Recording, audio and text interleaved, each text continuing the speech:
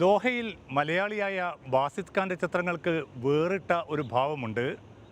അൽസദിലെ art ഫാക്ടറിയിൽ തൻ്റെ ചിത്രങ്ങളുമായി സമൂഹത്തോട് കലഹിക്കുകയാണ് ബാസിത് ഖാൻ.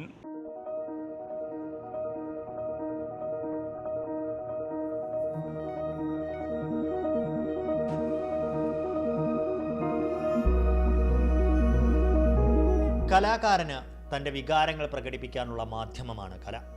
ആസ്വാദന ഭംഗി മാത്രമല്ല, തീക്ഷ്ണമായ ജീവിത യാഥാർത്ഥ്യങ്ങൾ കൂടി അത് പ്രതിഫലിപ്പിക്കുന്നു.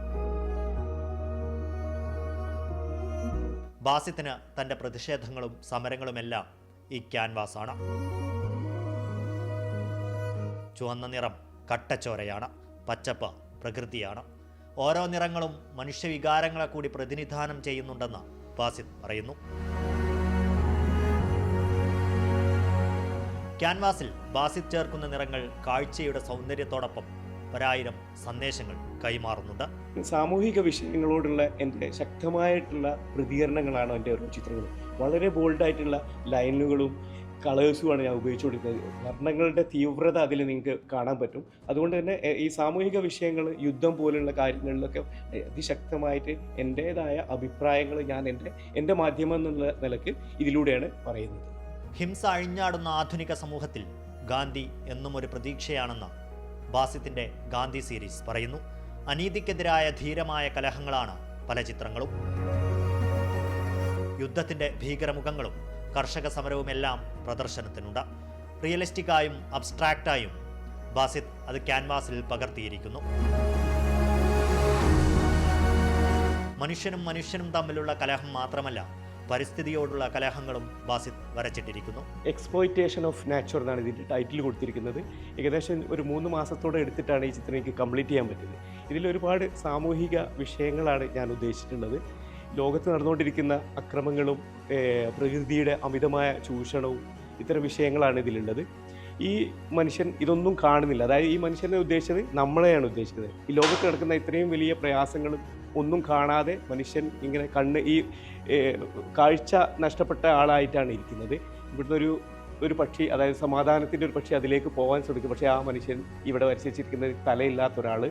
അതേപോലെ പ്രകൃതിയെ അമിതമായി ചൂഷണം ചെയ്തുകൊണ്ടിരിക്കുന്ന ഒരു പുഴു, ഈ വളരെയധികം അതിൻ്റെ സ്വാഭാവിക വളർച്ചയേക്കാൾ കൂടുതൽ വളർന്നിട്ടുള്ള രൂപമാണുള്ളത്. പ്രകൃതിയുടെ ചുരുങ്ങിയ ഭാഗത്ത് ഈ മറ്റു ജീവികളെല്ലാം ഈ ഇതിലേക്ക് ചുരുങ്ങി ഒളിച്ചിരിക്കുന്ന ഒരു ഭാഗമായിട്ടുമാണ് കാണിച്ചിരിക്കുന്നത്. അതായത് ഇതെല്ലാം ലോകത്ത് നടക്കുന്ന അക്രമങ്ങളൊക്കെ പ്രയാസങ്ങളുടെ ഇടയിലും ഇതൊന്നും കാണാതെ ഇരിക്കുന്ന നമ്മളെയാണ് ഈ ചിത്രത്തിൽ ഞാൻ വരച്ച് കാണിച്ചിരിക്കുന്നത്.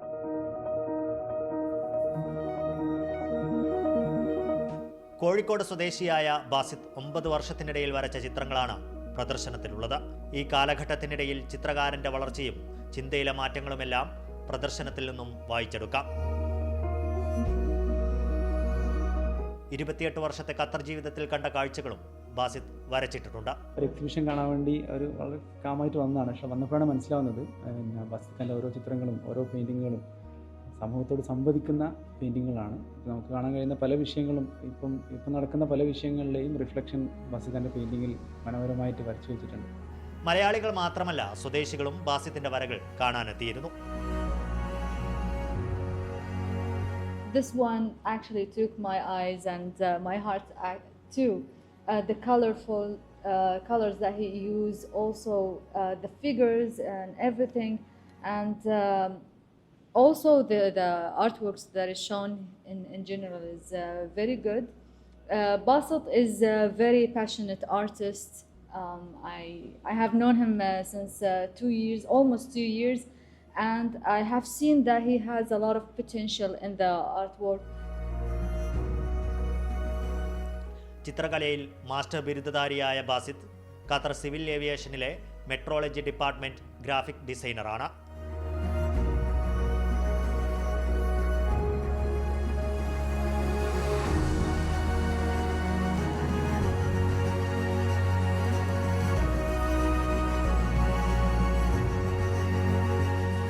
തൽക്കാലം വിട. കൂടുതൽ വാർത്തകളും കൗതുകങ്ങളുമായി അടുത്ത വാരാന്ത്യത്തിൽ വീണ്ടും.